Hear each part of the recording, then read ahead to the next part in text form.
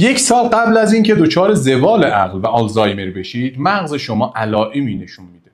اگر فردی هستید که بالای 40 سال دارید، حتما دقت کنید که تغییراتی در حافظه، تمرکز یا خلق و خوی شما ایجاد میشه که نشون میده مغزتون در حال هشدار دادنه.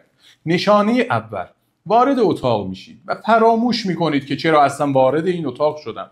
مخصوصا اگه بیش از یک بار در هفته این اتفاق بیفته. شاید شما شوخی بگیریدش، اما در درونتون حس میکنید که چیزی درست نیست. این نوع فراموشی های کوچیک اغلب اولین علامت تحت فشار بودن نورون هاست.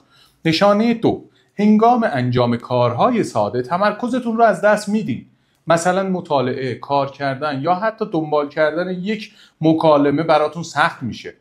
این مشکل معمولا به خاطر التهاب و استرس اکسیداتیوه.